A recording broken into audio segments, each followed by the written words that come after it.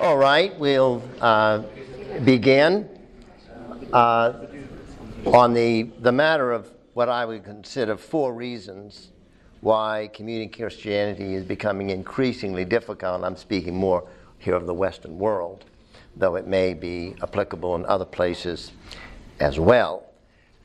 Unfortunately, there's not enough time to build arguments, so I'm more or less making claims. And there is a difference. But hopefully during the time of, after I finish, you'll break up and you have 3 questions to look at. We'll come back, and so maybe we can flesh out some of the things then. But the first question why does it even matter that we talk about these things? And Jacques Ellul, and his marvelous little book called The Presence of the Kingdom. How many have read The Presence of the Kingdom? I'm sorry I ask. He says that, for in my view, we are called to nothing less than the recognition of the fact that we need above all to understand the strategy of the devil is using to neutralize the gospel. Unless we see this clearly, we understand nothing. Thus, we ought to have a very exact knowledge of the full reality of the situation before we can hope to win any response. The gospel no longer penetrates. I think many of us have felt that in our apologetic work. We seem to be confronted by a blank wall. Now, if we want to go further, we must either find a door or we must break down the wall. But first, we must investigate this wall in order to find out whether there is a door. Thus, we need to explore this world in which we are living. If there is not a door, he says that it seems to me to be the case, then we must find or create instruments we need in order to make a breach in it. Well, I'm thinking about just looking at the wall and asking questions about, well, why does it matter? Why do we want to think about things at this level? And in Richard, I'm simply saying, taking this quote, this title from Richard Weaver's seminal work called Ideas Have Consequences, written in 1948.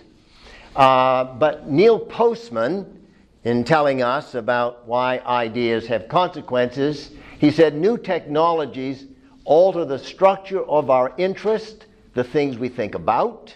They alter the character of our symbols, the things we think with. And they alter the nature of community, the arena in which thoughts develop. That is one of the most succinct and profound analysis of our present state of affairs in the Western world intellectually. But much of this has gone past the evangelical world. We have simply looked at things on face value, sort of prima facie, and we are not looking at assumptions. No longer are we guided by the constraints, I say, of any true community, rational discourse, or moral responsibility. We are free from the old traditional ways of seeing things, the old traditions that gave, in fact, security and meaning to society. Those have been somewhat set aside. I'm going to maintain that one's vision of reality shapes her vision of truth. Matter of fact, I think at the basic level, our vision of reality is primary to all of our other beliefs. So I talk about the different visions of reality that we are confronted with today, but they're both the rejection of what I would refer to as metaphysical reality. I sometimes think of it as medieval reality, a vision of reality. The one that we're most often aware of would be, of course, naturalistic realism. And this affirms there is a reality that is an objective reality. By that we mean there is a reality that exists independent of the mind. that the chair is there whether I see it or not. That's what we mean by objective reality. But the materialist, or the naturalist, I should say more properly, their view of reality is, yes, there is a reality, but it's totally only in the material world.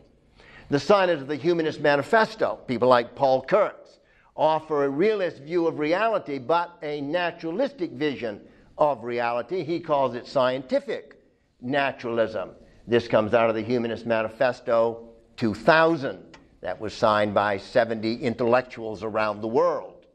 And he says, well, scientific naturalism enables human beings to construct, now notice, a coherent worldview disentangled from metaphysics or theology and is based on science. So they're right up front with their view of reality. You would also find this same view put forth by Edward O. Wilson, who's the premier biologist at Harvard University, and in his book Consilience, which he wrote in 1999. But then we also have the view of reality, what I would simply call the anti-realism of postmodernity, or which I think should have been better called anti-modernity. Postmodernity doesn't tell us much of anything, just gives us a chronology. So that's not real helpful to us, but maybe that's the clever design of our enemy. Richard Tarnas, who is a poster child for such a position, says, properly speaking, therefore, there is no postmodern worldview, nor is there a possibility of one. The postmodern paradigm is by its nature fundamentally subversive of all paradigms, for at its core, awareness of reality as being at once multiple, local, temporal, without demonstrable foundation. Got from his book on The Passion of the Western Mind, which is a textbook throughout the West, at least in America. Many universities have used this book and apparently still do. The 20th century influential visions of reality have shaped the views of truth, they shape the truths of man, and really they tell us what is important. Your vision of reality tells you what is important, what is essential and what is trivial, if you take the time to think about it. In the end, it's creating difficulty, I'm suggesting, in the matter of sharing the gospel in the West. And now I look at 4 areas where this is beginning to show up, and I'm not suggesting that this is at its full-blown state of affairs. What I'm saying, we're seeing it continually increasing in the Western world. And the first one that I look at is the loss of conversation. Media technology, for whatever good it may have, in particular, we're thinking of the digital side of things, that the idea is now to text instead of having face-to-face conversation. On the one hand, that brings us great convenience, as we know. However, most Christians, or I should say many Christians, have simply not thought about what is the downside. Whenever we apply technology in our lives, to our ministries or whatever, we always have to ask the question, what is lost and what is gained? What is it doing to me and what is it doing for me? And why am I doing this and not that? Now, those are very important questions. Well, Sherry Turkle, in her book, Reclaiming Conversation, if conversation is only about conveying information, then of course it's not problematic. But I suggest that apologetics, evangelism, is not only about conveying information. If that were true, then we should simply sit in our pajamas in the living room or wherever you find it most comfortable and get a computer and hook up to the internet and do it all that way and enjoy your life in between. But I think that conversation is not only about conveying information. And as Sherry Turkle, those of you, anybody familiar with Sherry Turkle, some of her books? Sherry Turkle is at MIT. She holds, I believe, 2 PhDs. She has been working on this for a number of years. She at one time was an ardent supporter of media technology and technology at large. She now has written several books and alerting us to the concerns that she has about this. One of the things she does is that she is involved in helping school districts to help them think through why it is that children cannot have conversation with one another. They notice that when they go on the playground, they won't talk with one another. Well, why is this happening? Well, Sherry Turkle's view is that what is happening is the matter of what we use in media technology, primarily media like texting, etc. She says it's not only that we turn away from face-to-face to chat online, it's that we don't allow these conversations to happen in the first place because we keep our phones in the landscape. You know what that's like. Ever have a conversation with somebody, ever try to have a conversation with somebody with the phone on the table? I was at a meeting, and this is what we were discussing. And everybody was alarmed over the fact that, yes, this happens. But the fact of the matter was, and quite ironic, was that one of the gentlemen involved in the conversation precisely had his phone on the table. And every few minutes, he's reaching over and looking at it. Now, being an older person, and most people think I'm just grumpy about life anyway, I didn't bother to point it out to this person, but you see, you're making a point precisely. Her research confirms that by now, several generations of children have grown up expecting parents and caretakers to be only half there. In these new silences at meals and at playtime, caretakers are not modeling the skills of relationship, which are the same skills for conversation. She points out that children too text rather than talk. We have cases where people in the same house, one in the living room, one in the kitchen, rather than getting up and going to speak face to face, we actually text with one another. How clever. Turkle points out this, and anxious in their commitments, young people are uncertain about conversation. Why is this important to us? Of course, because we are involved as apologists or evangelists. We are involved in both relationships and conversation. According to Turkle and others, our communities have atrophied. So when we talk about communities, we have moved from a relationship to a feeling and have moved from being a community to having the sense of community. How well put. Precisely so. Look at how we've redefined the word friend. How many friends do you have? Oh, roughly 800. Of course you don't have 800 friends. But you see, we're trying to get the feeling of community instead of being community. That affects us as those who are trying to communicate not just information, but the truth of a person. Jacques Liu re-echoes his concern when exposing the negative consequences of media technology and its impact on conversation. He writes, "Is there no longer is there any kind of relationship established? Henceforth, the word is definitely detached from the one who speaks, nobody behind it." And when we first started doing year-round mentorships, we did it all and only by Skype, and then realized that nobody wanted to talk on Skype with people whom they did not know who were also listening.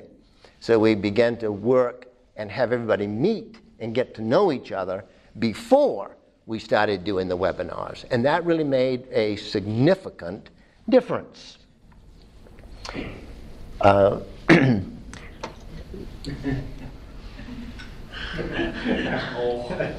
Yes?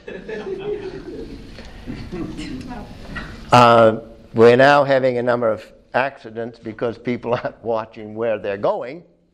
But you see, the point here is incapable of conversation.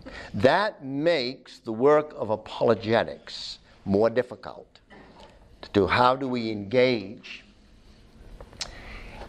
Mediated reality, which is what this creates, that is a screen between us and the other, gives us the illusion of real time and space. Jaron Lanier, I don't know if you know who he would be, but he is the person who in 1986 came up with virtual reality. He now travels all over the world, in which he is speaking out against the very things that he helped create. Very much the same thing with Sherry Turkle. And he says that social media is destroying public discourse. And of course it is. At every level. Political discourse is almost a thing of the past because there's no real discourse going on. We could also talk about how this has led to things like lack of civility on the internet, etc. That's not my point here. My point is that these are bringing about creating a generation of people who do not have communication skills, and thereby they cannot carry on a conversation. Terms are being redefined, like what does a friend mean? What is a friend? Or what is a community? We're even redefining what conversation means. Now I think, well, how do we move forward? I would say one thing that we need to do as Christians is stop using functionalistic language about Christianity. And that is this idea that we're only going to give out information and we'll promise you that there's some kind of sociological functional advantage if you just come to Jesus. It will give you a better marriage. It will make you a better worker in the assembly line or wherever you find yourself.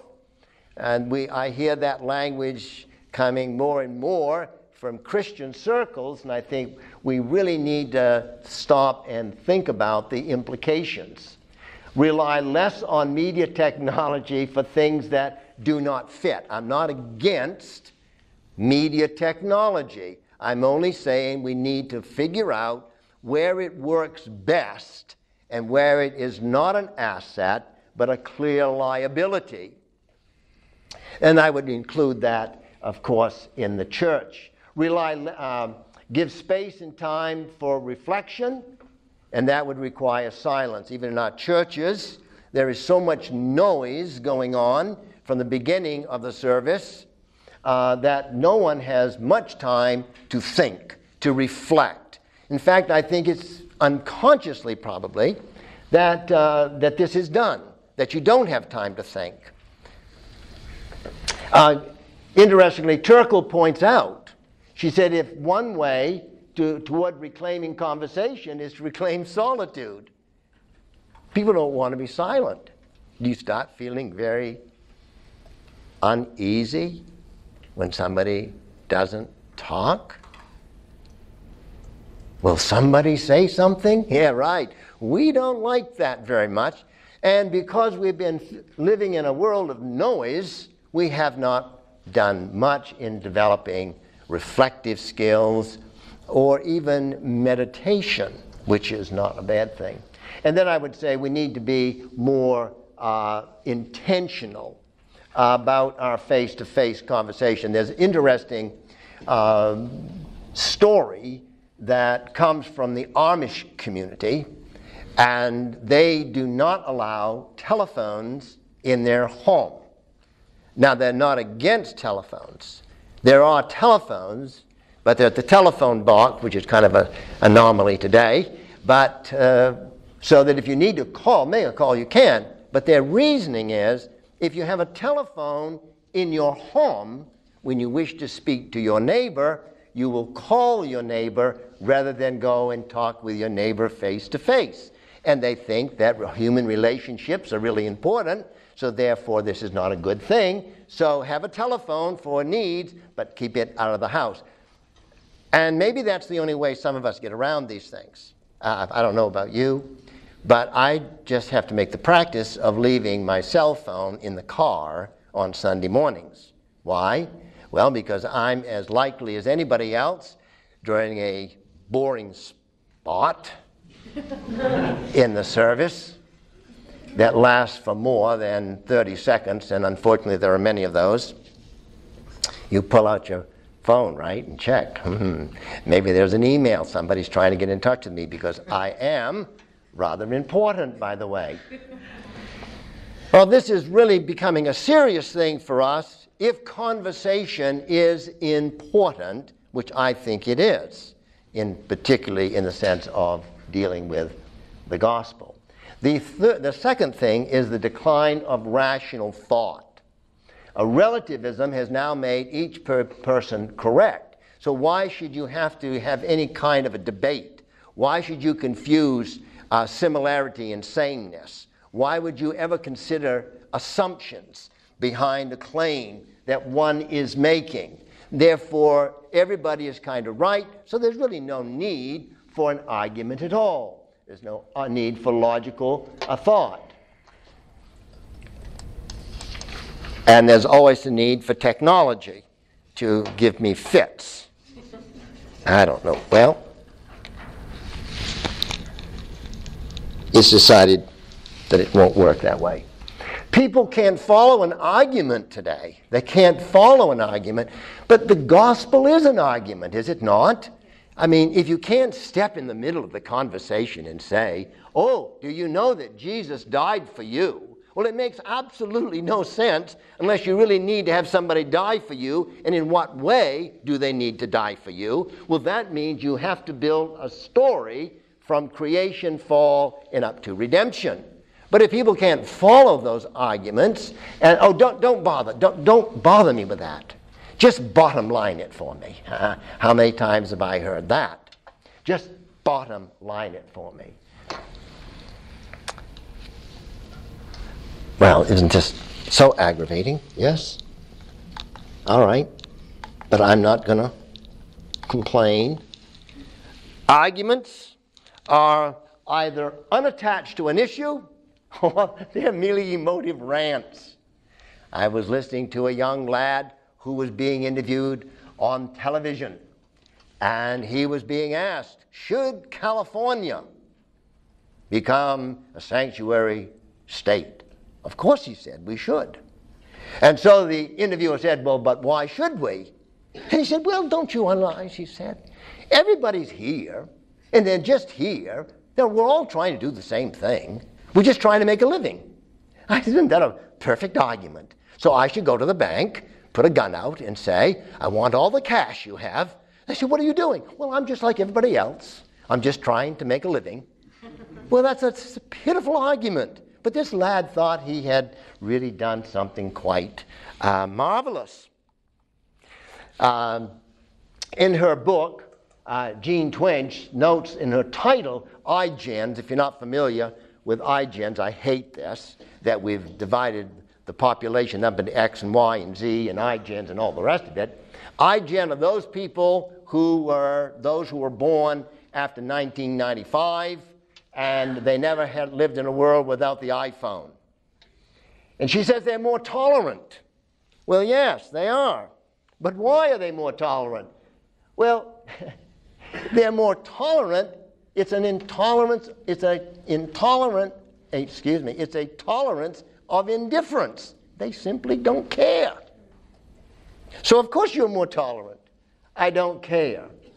But why is it? And I'll suggest it's their vision, should be there, a pronoun, vision of reality. It just simply does not matter. Time-tested theistic arguments may not be that persuasive today as they were in the past. Possible way forward. I'm not saying we don't have arguments. I'm only saying I think as this progresses, you will find rational arguments are less effective simply because people do not know how to follow the argument. But I would suggest another way forward, imaginative apologetics. I think we could learn from Lewis and his space trilogy, particularly that hideous strength. Imaginative apologetics in person, using imagination to show the end of one's presupposition or to construct a story. We find someone like Francis Schaeffer who did that in what he called taking off the roof. Schaeffer reminds us, this means that we do not try to first move a man away from his logical conclusion of his position, but towards it.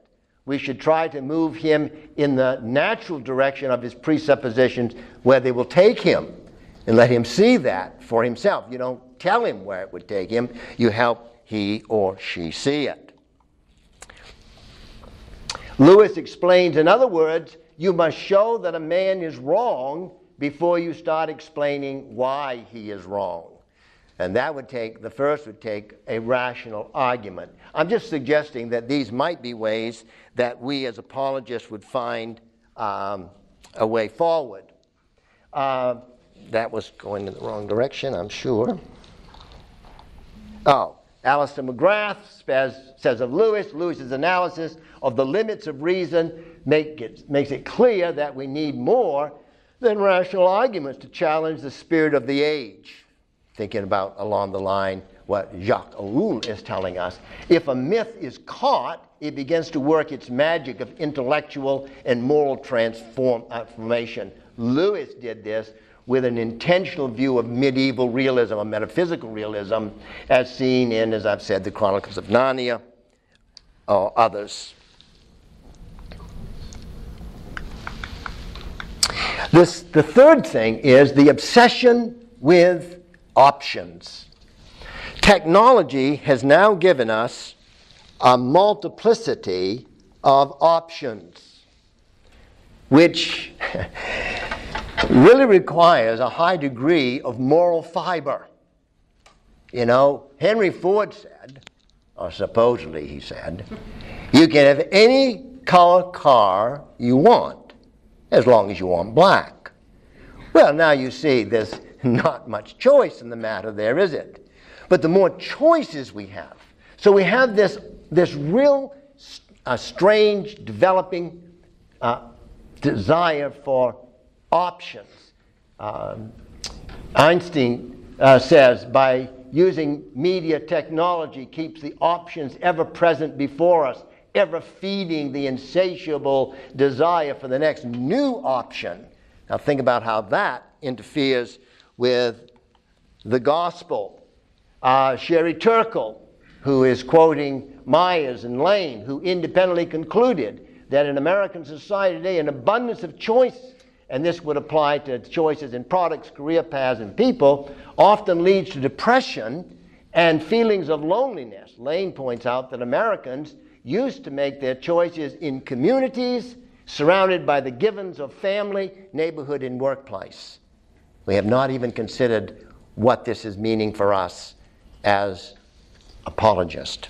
Thomas de Zengotita, I don't know, writes, mobility among the options in a virtualized environment gives human freedom a new and ironic character. You are completely free to choose because it doesn't matter what you choose.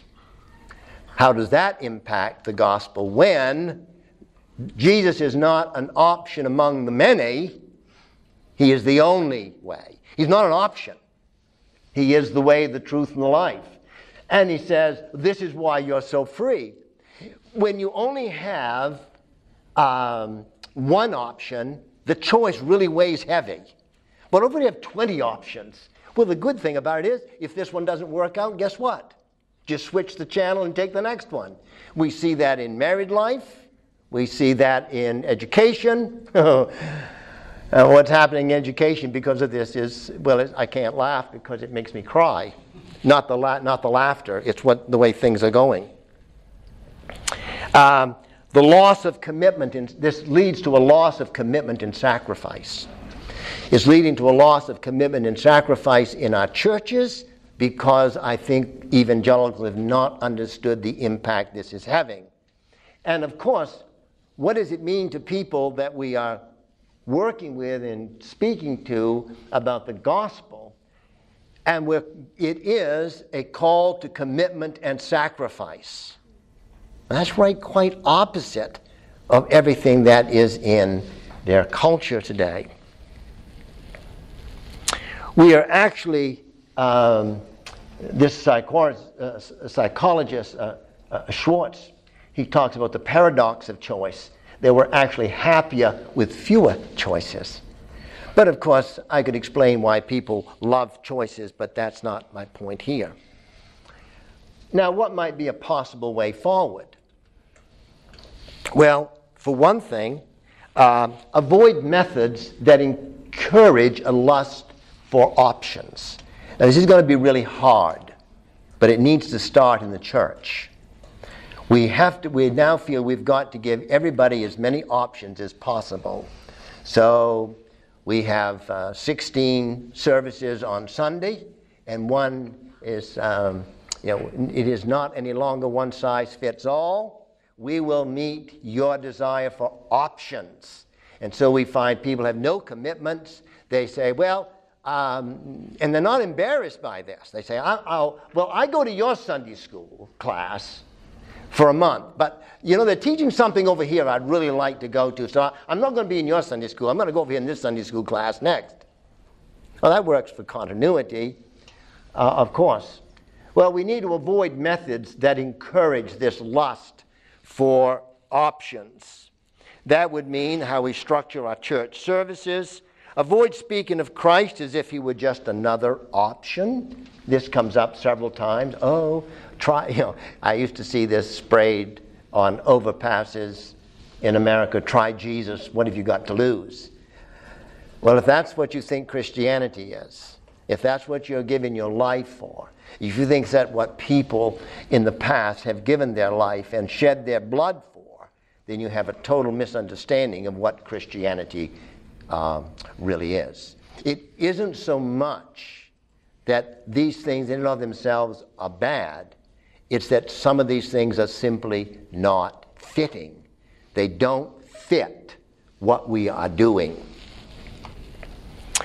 Stress the call of Christ as a serious call. It's kind of hard to do that in the midst of all the feel funny and all the jokes. I've been wondering of the last year or so, when is it that the preacher was encouraged to tell a lot of jokes during his sermon? I find that so annoying, for most of them are really corny, and no one wants to laugh, but we do because he's the preacher. But after all, where in the world does that fit in? Oh, I know, we learned from the communication gurus. Then I asked, well, what do you think about the Holy Spirit? What do you think about the power of the gospel of Christ? As you can see, I am just a grumpy old man. And the fourth thing is the disappearance of the sacred. And this has to do with your view of reality, or your vision of reality, the loss of the universal, the metaphysical ontology, metaphysical being spelled wrong. That is, we have no categories in the transcendent realm, like truth and goodness and beauty. Everything is relative. Now everything is moved from a category in the transcendental realm to your preference. Oh, that's good, dear, that it works for you. The grounding is lost for man as a special causal agent. That all flows from our vision of reality, and it's reflected in the disappearance of the sacred. This makes man part of a machine. We need to take a bit of time to think about one area where I see the disappearance of the sacred is even in our churches. We have tried to get rid of any symbol that speaks of anything beyond itself. And we do that because we don't want people to feel uncomfortable in our churches. Everybody claims, all claims have equal status, but that would not happen where the sacred is in place. The loss of civility in public and private discourse because there's nothing governing us but our own emotions. We have replaced things like talking about, in the medieval time, you would have talked about virtues. But when was the last time you heard people talk about virtues? No, today we talk about values. Oh, values are totally relative. Oh, I'm standing up for family values. But how do you define a family? That then means what you think, what your values are. Somebody says, I'm up for traditional values. By whose tradition? But there was a time when we talked about virtues, because virtues throughout from the early philosophers on up through people like Augustine and up through until present time, until let's say, I'm just going to make a stab at somewhere, probably the end of the 19th century, you would have heard the word virtue. But today it's quite clever to talk about values. Social media has democratized the West. Everybody has equal voice, of equal power, of equal weight, of equal truth value, which of course is a lie. The functionalism prevails for worth and significance. So I can't look at you and say you have worth because you are made in the image of God, because that's now going to call for something in the transcendent realm. That is, there is a God that has made you in his image. But if you don't have the transcendent realm, you, because of your vision of reality, the only way we begin to talk about one's value is on a functionalistic scale. That is, so you can see this in ethics today. I'm not going to you're smart enough to figure that out. But why we want to think about euthanasia.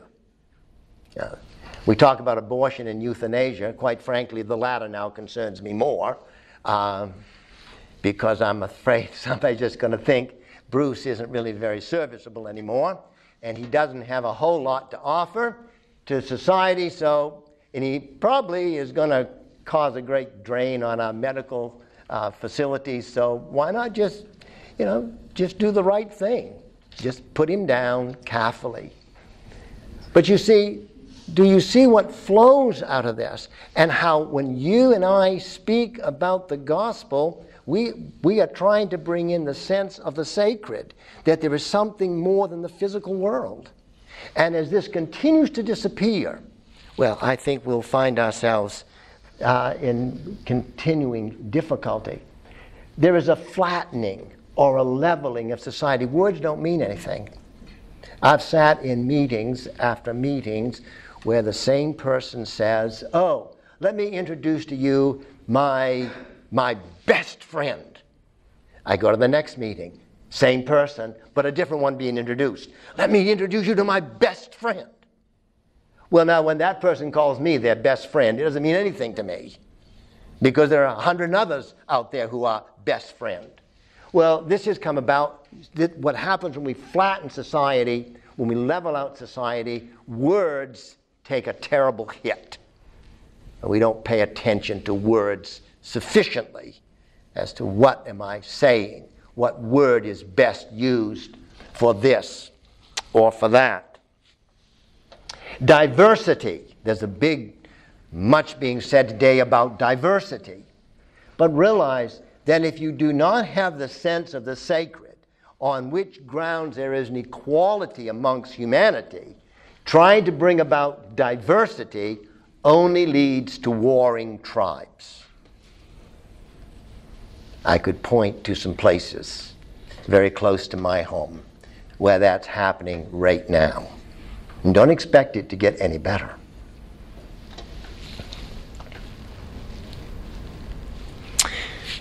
There's the loss of these concepts of truth, goodness, and beauty, which was very much a part of early Christianity. Now, if I were to say it was also a part of Plato and Aristotle, some of you would probably have a cardiac arrest and think, how could you speak of Christianity and Plato in the same breath? I do it quite easily, quite frankly. But we've lost these big categories. We think all of these things are now relative. St. Thomas says that these three things hang together. That's why he also introduced unity. He thought if you had goodness, you also had truth and beauty. And where you had beauty, because he was working not on, he was talking about transcendental categories. When these disappear, I think it's a sign that society is moving towards barbarism. Because the only thing that grounds us and gives us direction in life is if there are transcendental categories. And if there is a difference between good and evil. And if there is a difference between beauty and ugly, or right and wrong. Solzhenitsyn said that without this, society will turn on itself and rip it apart. And I'm not a gloomer or a doomer, and I'm not a prophet, not even the son of a prophet, though I was the son of a farmer. I won't predict anything, but I suggest that unless something happens, and it could, we are headed towards the state of affairs that one might think of as being barbarism. What would be a way forward? Well, when these disappear, avoid mechanistic language of the gospel. See, these just things come so easy to us, we don't even think about it. Why in the world are we comparing the brain to a computer? That's amazing. Why do we think that you have to have a brain to think? Those are naturalistic ideas. Well, let me move forward. Christ gives us the sociological functional advantages. You have to be really careful about that. Stress truth, goodness, and beauty in the home, practice, conversation, rational discussion, sacrifice, commitment, and give and live in light of the sacred. I'm now just saying in a general sense, if we don't do it in the church, there's not going to be an example for the world to see where we stress in our homes conversation. That is around a table, around a mealtime. That means being intentional. Rational discussion with our children. The sense of what is sacrifice. Do children understand that? Well, you see, when we think, I've not been in any of the churches, so I don't know. But now we have many churches that allow your giving to be done on bank draft. And what does that do? Does the child then see mom and dad pray about what they're going to give? Do they see an actual physical act of putting something in the offering plate? And you say, does that really matter? Well, if we had 3 hours, I'd tell you, yes, I think it really matters. And I could. But I'm not the golden standard. I just would tell you that I would challenge you that it doesn't matter.